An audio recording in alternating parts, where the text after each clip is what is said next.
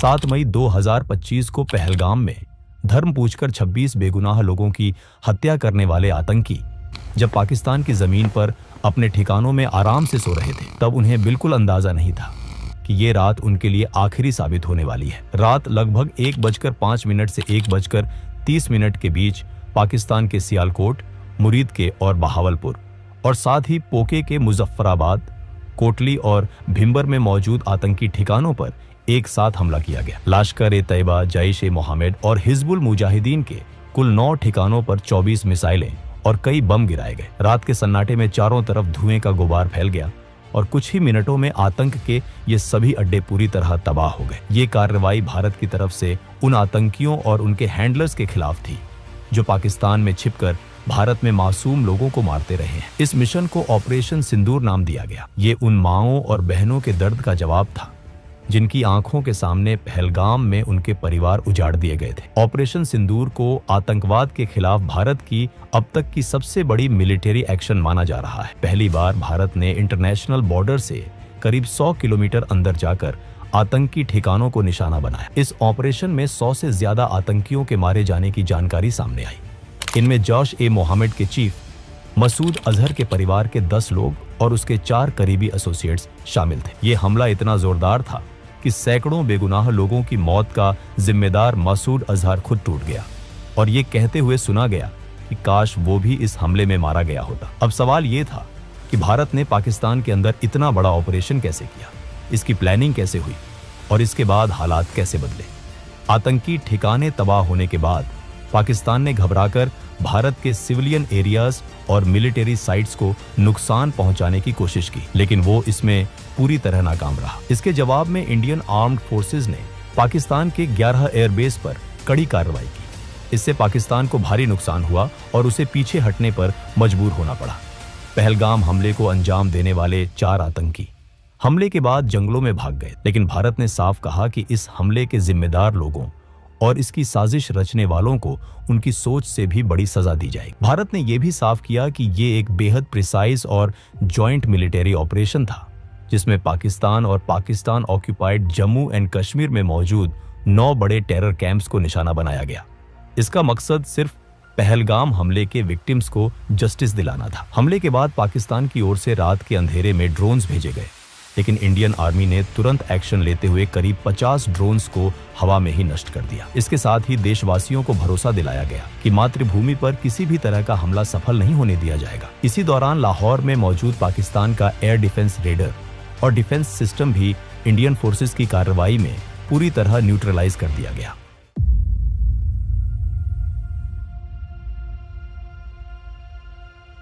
इस पूरी कहानी की शुरुआत 22 अप्रैल 2025 से होती है, जब पाकिस्तान के आतंकी संगठन लश्कर-ए-तैयबा से जुड़े उसके फ्रंट ग्रुप टीआरएफ के 5 से 6 आतंकियों ने पहलगाम की बैसरन घाटी को पूरी तरह दहशत में बदल दिया। आतंकियों ने वहां मौजूद लोगों को रोका, उनसे उनका धर्म पूछा और जैसे ही किसी ने खुद को हिंदू बताया, उसे गोली मार दी गई। वो यहीं नहीं रुकी। आतंकियों ने पुरुषों से उनकी धार्मिक पहचान साबित करने के लिए कलमा पढ़ने को कहा। जो लोग कलमा नहीं पढ़ पाए, उन्हें बेरहमी से मार दिया गया। इस तरह सिर्फ धर्म के आधार पर 26 बेगुनाह पुरुषों की जान ले ली गई। ये पाकिस्तान की तरफ से कराया गया कोई पहला आतंकी हमला नहीं था। पिछले 2-3 दशकों में पाकिस्तान स्पॉन्सर्ड टेररिज्म के तहत 2001 parliament attack, 26/11 Mumbai attack, Pathankot, Uri और पुलवामा जैसे कई बड़े हमले भारत में कराए जा चुके हैं। साल 2024 में भी जम्मू कश्मीर के सोनमार्ग, गुलमर्ग और रियासी में हमले हुए थे, लेकिन पहलगाम का हमला इन सब से अलग था। इस बार आतंकियों ने इंसानियत की हर सीमा पार कर दी थी। धर्म के आधार पर की गई इन हत्याओं ने भारत की सहन शक्ति की हद भी पार कर दी। वहीं दूसरी तरफ पाकिस्तान ने हमेशा की तरह वही पुराना खेल शुरू कर दिया। कभी उसने पहलगाम हमले में शामिल आतंकियों को फ्रीडम फाइटर्स बताया, तो कभी भारत पर ही आरोप लगाने लगा। इस बार भारत सरकार ने पाकिस्तान से सिर्फ बयानबाजी करने के बजाय ठोस कदम उठाने का फैसला किया। सबसे पहले डिप्लोमेटिक लेवल पर ऐसे फैसले लिए गए जो पहले कभी नहीं किए गए थे। भारत ने इंडस वाटर ट्रीटी को सस्पेंड कर दिया। पाकिस्तान की करीब 80% खेती योग्य जमीन इंडस रिवर और उसकी सहायक नदियों के पानी पर निर्भर है, जिसे वहां की लाइफलाइन माना जाता है। भारत के पास अब ये अधिकार था कि वो इन नदियों के पानी को रोके या बिना किसी वार्निंग के एक साथ पानी छोड़े। इससे पाकिस्तान को कभी सूखे और कभी बाढ़ जैसी स्थिति का सामना करना पड़ सकता है। इसके अलावा अटारी चेक पोस्ट को बंद किया गया, SVES वीजा रद्द किए गए और पाकिस्तान के खिलाफ 4 और सख्त फैसले लिए गए। पाकिस्तान के सेलिब्रिटीज, क्रिकेटर, मीडिया हाउस और सरकार से जुड़े सोशल मीडिया अकाउंट्स को इंडिया में बैन कर दिया गया। OTT प्लेटफॉर्म से भी सभी पाकिस्तानी फिल्में, शोज और सॉन्ग्स हटाने का आदेश दिया गया। इस बार भारत साफ तौर पर पाकिस्तान के आतंकवाद पर हमेशा के लिए फुल स्टॉप लगाना चाहता था। इसलिए एक तरफ जहां पाकिस्तान को इंटरनेशनल लेवल पर आइसोलेट करने के लिए डिप्लोमेटिक स्टेप्स उठाए जा रहे थे, वहीं दूसरी तरफ आतंकियों के खिलाफ मिलिट्री ऑपरेशन की प्लानिंग को लेकर हाई लेवल मीटिंग्स लगातार चल रही। प्रधानमंत्री नरेंद्र मोदी पहले ही बिहार की एक जनसभा में साफ शब्दों में कह चुके थे कि इस हमले में शामिल आतंकियों और इसकी प्लानिंग करने वालों को उनकी कल्पना से भी कहीं बड़ी सजा दी जाएगी। 2016 में उरी सर्जिकल स्ट्राइक और 2019 में बालाकोट एयर स्ट्राइक के बाद पाकिस्तान को अच्छी तरह समझ आ चुका था कि भारत जरूरत पड़ने पर सैन्य कार्रवाई करने से पीछे नहीं हटता। इसी डर की वजह से पहलगाम हमले के बाद पाकिस्तान को आशंका थी कि इस बार भी भारत जवाबी कार्रवाई करेगा। इसी बीच वो LOC पर लगातार फायरिंग करके माहौल बिगाड़ने की कोशिश करने लगा।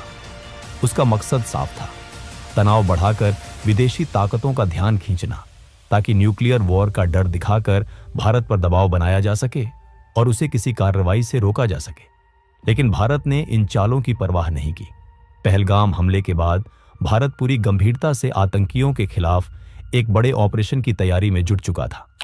19 अप्रैल को दिल्ली में एक हाई लेवल मीटिंग हुई।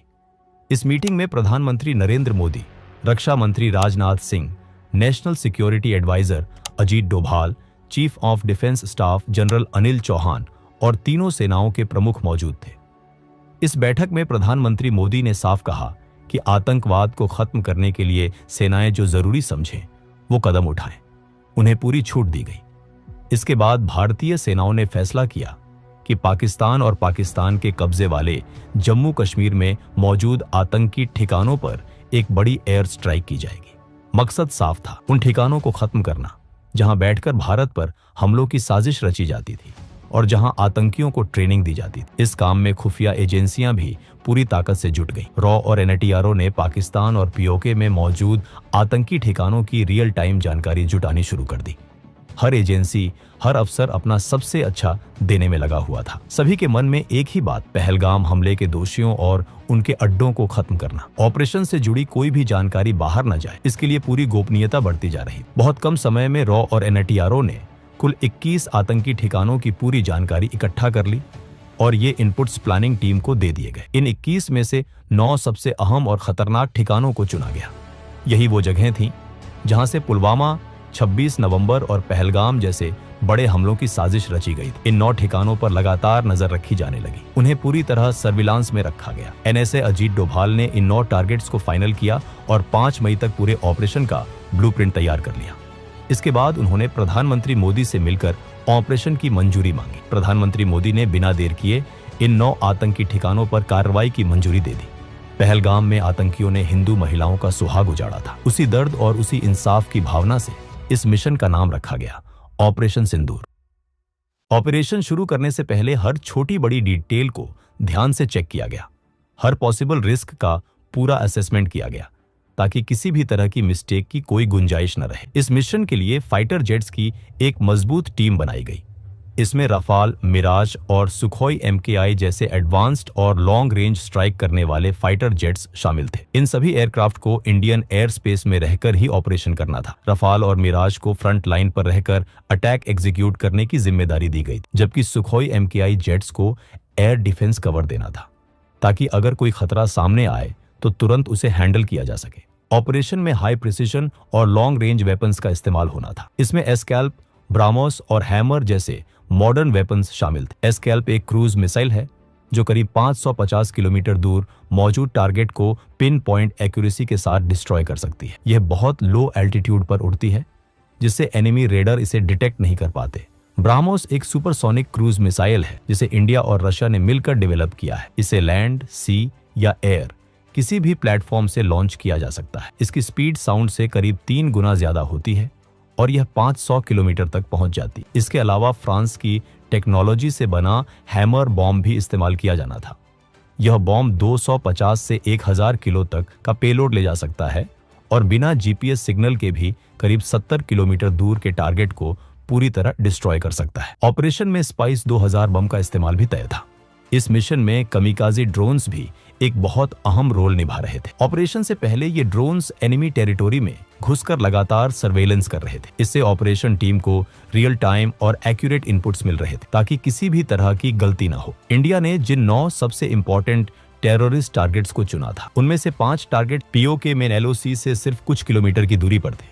बाकी 4 टारगेट्स पाकिस्तान के अंदर इंटरनेशनल बॉर्डर से 6 किलोमीटर से लेकर करीब 100 किलोमीटर तक भीतर मौजूद थे। इंडियन एयरफोर्स के साथ साथ इंडियन आर्मी और इंडियन नेवी को भी स्टैंड बाय पर रखा गया था ताकि ऑपरेशन के बाद अगर लैंड या सी पर कोई कॉन्फ्लिक्ट होता है तो तुरंत जवाब दिया जा सके। 6 और 7 मई की दरमियानी रात रफाल, सुखोई MKI और मिराज फाइटर जेट्स मिसाइल्स और बॉम्ब से लैस होकर इंडियन बॉर्डर के अंदर ही अपने अपने टारगेट से सेफ डिस्टेंस पर पोजीशन ले चुके थे। रात का अंधेरा फैला हुआ था, चारों तरफ कंप्लीट साइलेंस थी। पीओके और पाकिस्तान में बैठे आतंकवादी जो कुछ दिन पहले इंडिया के मासूम लोगों की जान ले चुके थे, बेखबर होकर सो रहे थे। उन्हें बिल्कुल भी अंदाजा नहीं था कि यह रात उनके लिए आखिरी साबित होने वाली है।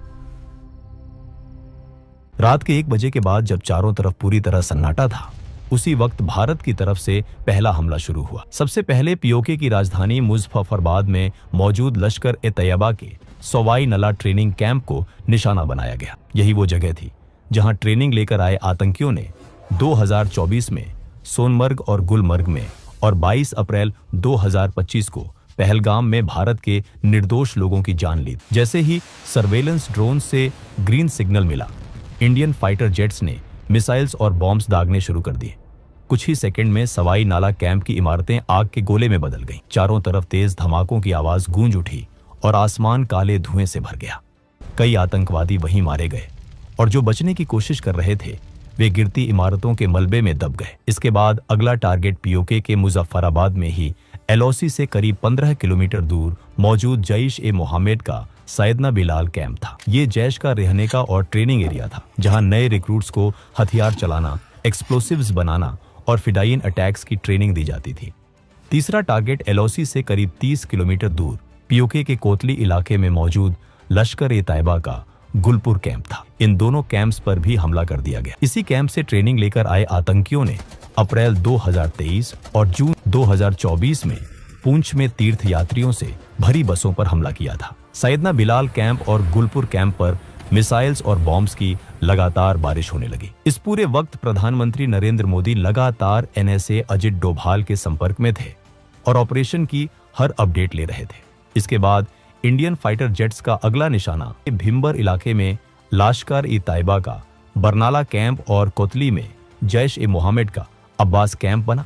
बरनाला कैंप में लश्कर अपने आतंकियों को हथियार चलाने, फेक आईडीज बनाने और जंगल में सर्वाइव करने की ट्रेनिंग देता था। वहीं अब्बास कैंप, जिसकी कैपेसिटी करीब 15 टेररिस्ट्स की थी, वहां जैश-ए-मोहम्मद फिदायीन तैयार करता था। जैसे ही फाइनल क्लियरेंस मिला, एक के बाद एक कई मिसाइल्स आसमान से गिरी और दोनों आतंकी ठिकाने पूरी तरह तबाह हो गए। उसी दौरान Indian fighter jets Indian air space में रहते हुए पाकिस्तान के अंदर भी जैश-ए-मोहम्मद, लश्कर-ए-तैयबा और हिजबुल मुजाहिदीन के कई ठिकानों को निशाना बना रहे थे। ऑपरेशन पूरी प्लानिंग, स्पीड और एक्यूरेसी के साथ अपने अगले फेज की ओर बढ़ चुका था। पाकिस्तान के अंदर भारत का पहला टारगेट सियालकोट में मौजूद जैश-ए-मोहम्मद का सरजाल कैंप था। इसी कैंप में मार्च 2025 में जम्मू कश्मीर में 4 इंडियन सोल्जर्स की हत्या में शामिल आतंकियों को तैयार किया गया था। इसी इलाके में हिजबुल मुजाहिदीन का मेहमुना जोया कैंप भी मौजूद था, जहां पठानकोट एयरबेस अटैक की प्लानिंग की गई। इंडियन एयर स्पेस में रहते हुए फाइटर जेट्स ने सियालकोट के इन दोनों टेरर कैंप्स पर मिसाइल्स और बॉम्ब्स दागे। हथियार अपने तय किए गए टारगेट्स पर जाकर इतने जोर से फटे कि कुछ ही पलों में दोनों कैंप्स मलबे में बदल गए। इसके बाद इंडियन फाइटर जेट्स ने बॉर्डर से करीब 18 से 25 किलोमीटर दूर मुरीदके में मौजूद लश्कर-ए-तैयबा के सबसे बड़े अड्डे मरकाजी तैयबा कैंप को निशाना बनाया। ये वही जगह थी जहां 1990 से आतंक की जड़ें मजबूत की जा रही थी। यहीं 2008 के मुंबई अटैक के लिए अजमल कसाब और उसके साथियों को ट्रेनिंग दी गई थी। डेविड हेडली और तहावुर राना जैसे कॉन्स्पिरेटर्स को भी यहीं तैयार किया गया था। जब इस कैंप के एग्जैक्ट कोऑर्डिनेट्स सामने आए तो ऑपरेशन से जुड़े जवानों के अंदर सालों से जमा गुस्सा और दर्द और ज्यादा तेज हो गया। यह सिर्फ एक टारगेट नहीं था, बल्कि उन लोगों का ठिकाना था जिन्होंने पूरे देश को दहला दिया था। बिना समय गंवाए मिसाइल्स और बॉम्ब्स ने पाकिस्तान एयर डिफेंस रेडार से बचते हुए मरकाजी तैयबा पर हमला किया। जोरदार धमाकों से जमीन कांप उठी, आसमान गूंज गया और कुछ ही पलों में आतंक का यह किला पूरी तरह ढह गया। इन हमलों के साथ भारत पाकिस्तान में चल रहे 8 बड़े आतंकी ठिकानों को खत्म कर चुका था, लेकिन अभी एक सबसे बड़ा और खतरनाक अड्डा बाकी था। यह जैश-ए-मोहम्मद का मेन स्ट्रांग होल्ड था, जो बॉर्डर से करीब 100 किलोमीटर दूर पाकिस्तान के पंजाब प्रांत के बहावलपुर में मौजूद था। इस कैंप का नाम था मरकाज सुभान अल्लाह, जो जैश-ए-मोहम्मद का हेडक्वार्टर था। यही वो जगह थी जहां जैश का चीफ मौलाना मसूद अजहर पैदा हुआ था और यहीं से उसने अपने टेरर ऑर्गेनाइजेशन की नींव रखी थी। इसी ठिकाने से 2001 parliament attack, Jammu Kashmir assembly attack, 2016 Pathankot airbase attack और 2019 पुलवामा अटैक की प्लानिंग की गई थी। इन हमलों में मारे गए लोगों को सच्ची श्रद्धांजलि देने के लिए इंडिया ने इस टेरर हब पर ब्राह्मोस मिसाइल दागी। कुछ ही मिनटों में जैश के हेडक्वार्टर की इमारतें पूरी तरह तबाह हो गई। इस हमले में मसूद अजहर के कई रिश्तेदार और जैश के टॉप कमांडर्स मारे गए। रात करीब 1:05 पर शुरू हुआ यह ऑपरेशन सिर्फ 25 मिनट में खत्म हो गया। इस दौरान आतंक के कुल 9 बड़े ठिकाने पूरी तरह नष्ट कर दिए गए और 100 से ज्यादा आतंकवादी मारे गए। इस ऑपरेशन में मसूद अजहर का भाई और इंडियन एयरलाइंस IC 814 हाईजैकिंग का मास्टरमाइंड अब्दुल रऊफ अजहर भी मारा गया। इसके अलावा उसके 2 साले और जैश के सीनियर कमांडर्स मोहम्मद यूसुफ अजहर और हफीज मोहम्मद जमील भी इस हमले में ढेर हो गए। इसके अलावा लश्कर-ए-तैयबा के 2 बड़े कमांडर खालिद और मुदस्सर खादियान खास भी मारे गए। भारत के ऑपरेशन सिंदूर का असर इतना गहरा था कि मसूद अजहर पूरी तरह टूट गया। इस हमले में उसके 10 रिश्तेदार और 4 करीबी लोग मारे गए। हालात ऐसे हो गए कि उसने ये तक कह दिया कि काश वो भी उनके साथ मारा गया होता। इस पूरे घटनाक्रम में एक खास बात यह रही कि भारत के ऑपरेशन से करीब 3 घंटे पहले पाकिस्तानी वायुसेना ने सोशल मीडिया प्लेटफॉर्म X पर भारत का मजाक उड़ाते हुए एक पोस्ट डाली थी। उसमें लिखा था, शांति से सो जाओ क्योंकि PF जाग रही है। लेकिन इसके 3 घंटे बाद ही भारत ने पाकिस्तान के आतंकी ठिकानों पर हमला कर उन्हें पूरी तरह तबाह कर दिया और पाकिस्तान को असली मायनों में जगा दिया। ऑपरेशन की सफलता के कुछ ही घंटों बाद 7 मई की दोपहर को भारत सरकार ने एक प्रेस कॉन्फ्रेंस की। इस मंच पर फॉरेन सेक्रेटरी विक्रम मिस्री, भारतीय वायुसेना की विंग कमांडर व्योमिका सिंह और भारतीय सेना की कर्नल सोफिया कुरैशी मौजूद थीं। ये कोई सामान्य प्रेस कॉन्फ्रेंस नहीं थी, बल्कि आतंकवाद के खिलाफ भारत का एक मजबूत और प्रतीकात्मक संदेश था। यह संदेश उन आतंकियों के लिए था जिन्होंने पहलगाम में लोगों से उनका धर्म पूछकर उन्हें मारा था और उनकी महिलाओं से कहा था कि जाकर सरकार को बता देना। उसी सोच को जवाब देने के लिए एक हिंदू और एक मुस्लिम महिला अधिकारी को सामने लाया गया। इससे भारत ने साफ दिखा दिया कि वो धर्म के आधार पर बंटा हुआ देश नहीं है, बल्कि एकजुट राष्ट्र है। कर्नल सोफिया कुरैशी और विंग कमांडर व्योमिका सिंह ने लाइव वीडियो सबूतों के साथ बताया कि भारत ने ऑपरेशन सिंदूर के तहत POK में 5 और पाकिस्तान में 4 आतंकी ठिकानों को निशाना बनाया और सभी को पूरी तरह नष्ट कर दिया। ऑपरेशन के तुरंत बाद विदेश मंत्री S जयशंकर और राष्ट्रीय सुरक्षा सलाहकार अजित डोभाल ने अमेरिका, ब्रिटेन, रूस, सऊदी अरब और UAE जैसे देशों को इस कार्रवाई की जानकारी दी। दुनिया के कई बड़े देशों ने भारत की इस कार्रवाई को आतंकवाद के खिलाफ जरूरी कदम बताया। सबसे अहम बात यह रही कि इस बार भारत की विपक्षी पार्टियों ने भी कोई सवाल नहीं उठाया। सभी ने सेना की सराहना की, सरकार का समर्थन किया और आतंकवाद के खिलाफ देश की एकजुटता दिखाई। इसके बाद पाकिस्तान के रक्षा मंत्री ख्वाजा आसिफ ने बयान दिया कि अगर भारत हमले रोक देता है तो पाकिस्तान भी कोई जवाबी कार्रवाई नहीं करेगा। लेकिन उनकी बातों के उलट पाकिस्तानी सेना लगातार LOC पर भारत के रिहायशी इलाकों को निशाना बना रही थी। पाकिस्तान की ओर से सबसे ज्यादा गोलीबारी पुंछ इलाके में हुई। इस फायरिंग में 12 बेगुनाह लोगों की मौत हो गई, जिनमें 4 छोटे बच्चे भी शामिल थे। इसी हमले में भारतीय सेना के लांस नायक दिनेश कुमार भी शहीद हो गए। इतना ही नहीं, पाकिस्तान यहीं नहीं रुका, उसने भारत के खिलाफ एक बड़े सैन्य हमले की भी कोशिश की। 7 और 8 मई की रात के बीच पाकिस्तान ने जम्मू कश्मीर, पंजाब और गुजरात के करीब 15 शहरों में स्थित भारतीय सैन्य ठिकानों, आम नागरिक इलाकों और धार्मिक स्थलों को ड्रोन और मिसाइलों से निशाना बनाने का प्रयास किया। लेकिन भारत पहले से ही पाकिस्तान की मंशा को समझ चुका था और पूरी तरह सतर्क था। जैसे ही ये ड्रोन और मिसाइल भारतीय हवाई सीमा में घुसे, भारत की मजबूत और कई स्तरों वाली वायु रक्षा प्रणाली ने उन्हें आसमान में ही नष्ट कर दिया। पाकिस्तान की यह साजिश पूरी तरह नाकाम हो गई।